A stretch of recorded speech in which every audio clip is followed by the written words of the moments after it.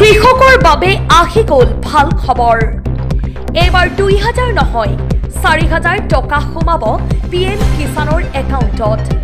লগতে অৰুণোদয় আঁচনিৰ বাবে মুখ্যমন্ত্ৰীয়ে নতুন ঘোষণা কৰিছে। সবিশেষ জনাই আছো, সেয়েহে চেনেলটো এতিয়াই ছাবস্ক্ৰাইব কৰক। যদি আপুনি পিএম কিষাণৰ হিতাধিকাৰী তেন্তে বছৰি ৬০০০ টকাকৈ পাই আছে। এতিয়াৰে পৰা আপুনি বছৰি ১২০০০ টকা পাবলৈ গৈ আছে, অৰ্থাৎ টকা দুগুণলৈ বৃদ্ধি। অসমত অতি সোনকালেই নতুন এই দুগুণ টকাৰ বাবে আবেদন আৰম্ভ হ'ব। এতিয়া অৰুণোদয় আঁচনিক লৈ মুখ্যমন্ত্ৰীৰ মন্তব্য শুনি লওক।